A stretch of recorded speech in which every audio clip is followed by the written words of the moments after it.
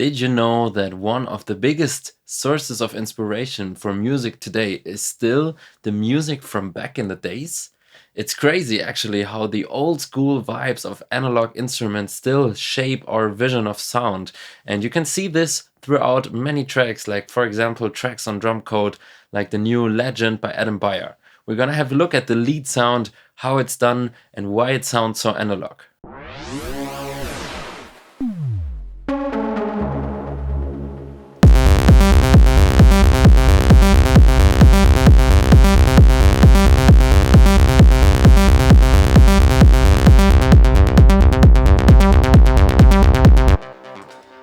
So here's the sound that we're talking about today in this video, and it's actually very interesting because it's quite an easy sound in a way, but at the same time, it's the subtleties you have to know about or you have to hear also to make it shine in the exact same way that Adam Beyer does it in his track Legend. Yeah,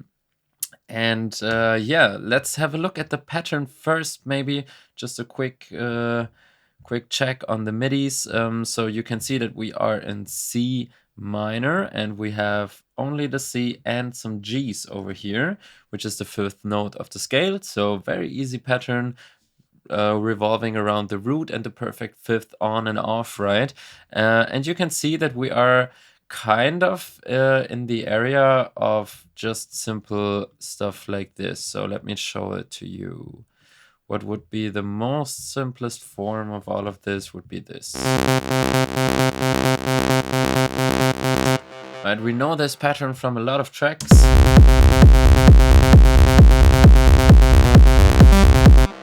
And it's fair to say that this is cool in a way, but also needs some extra work that we have to put in, let's say, to make it cool and to make it not too repetitive and also used up. So what he did in his track is just add two notes at these spots, right? The offbeat and then the 16th notes between the kick and the offbeat.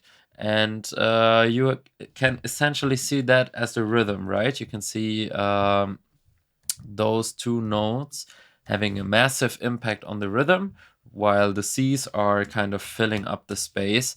And for this type of pattern, it's very common to have different octaves. So you can see that not only the C switches an octave, but also the G first on G2 and then on G3.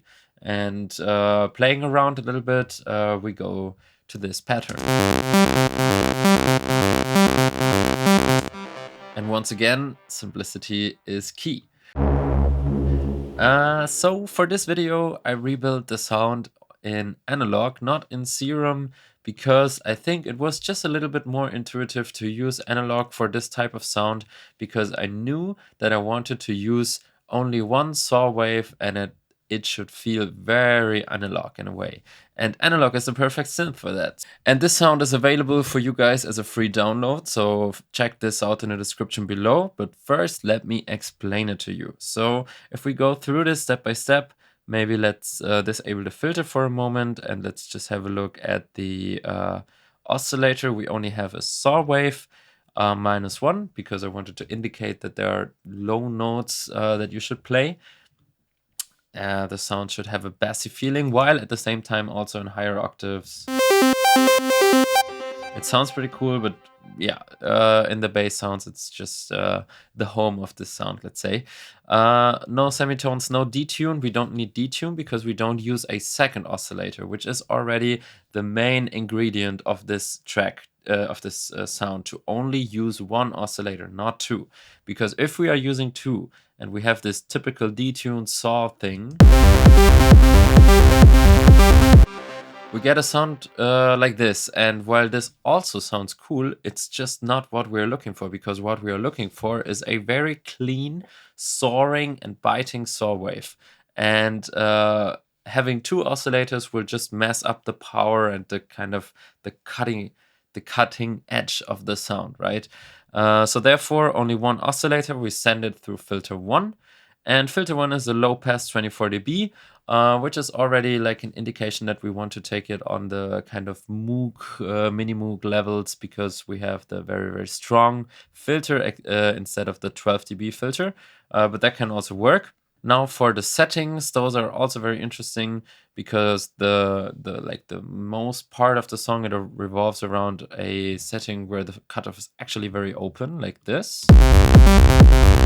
We have a little bit of resonance added to it, just to give it a little bit of extra fuzziness in the highs, and for sure there is some envelope on the cutoff as well, but you can see this envelope is very, very short, and it doesn't really add a lot of pluck, because the cutoff is already so open. It rather just gives a little bit of movement. So if we go down, we can hear the envelope better, but still the decay is very short. So if we lengthen that up a bit,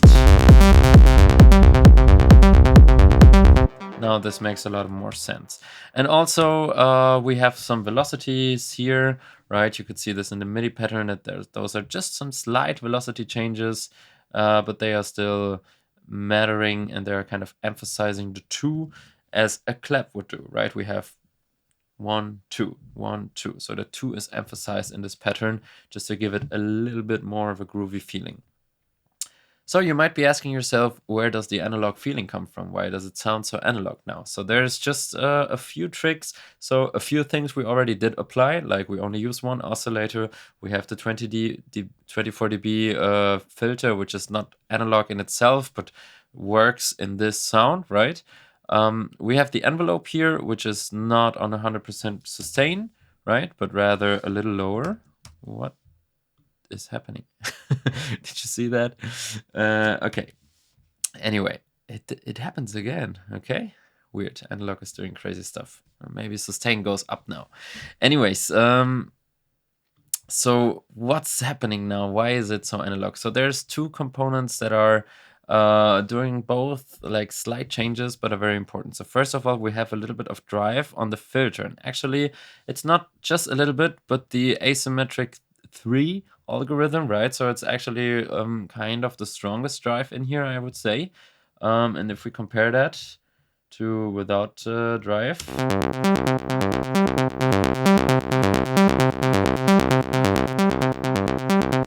we can really hear how it boosts up everything, and at the same time like adds just a little bit of this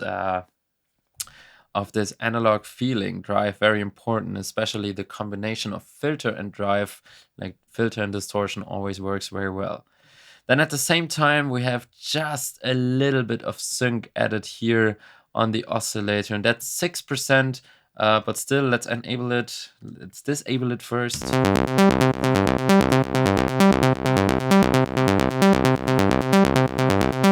So here the difference is very subtle, but still I think this adds up a nice little character to the sound, and makes it fit to the overall vibe.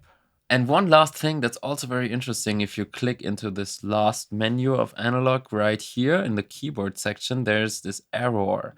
And essentially what this is a little pitch drift. So it will randomly change the pitch of the note just a little bit. So if we dial it up to 100, maybe we can hear it a bit better.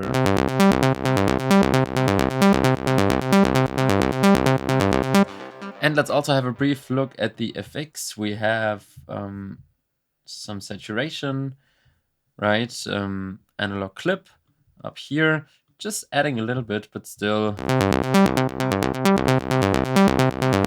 getting this fuzziness even a bit more out, which is also why we have this high shelf here, just to boost a little bit more, but at the same time taking away some higher frequencies here, like the very, very, very high frequencies above like 15,000, because we really don't need this in the synth. And also we don't need the bass here.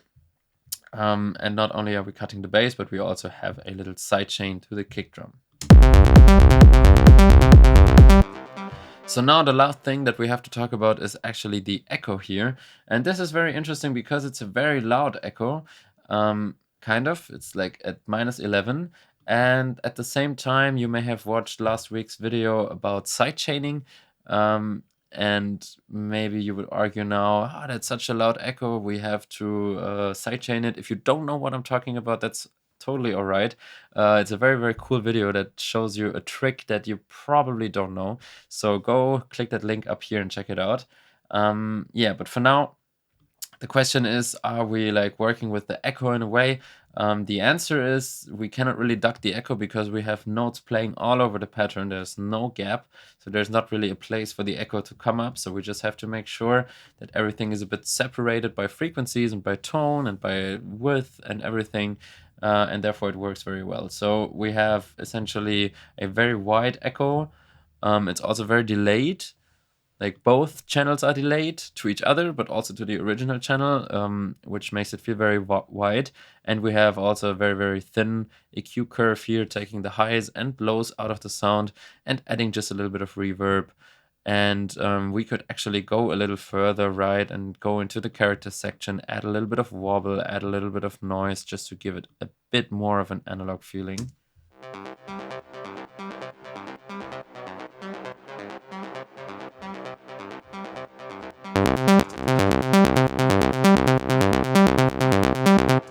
And what's really important here is to have it sidechained to the kick drum, right? That's the only thing that we need because it's all over the place, right? We need to control it just a little bit in the sense that the kick drum should always be the strongest thing in our track.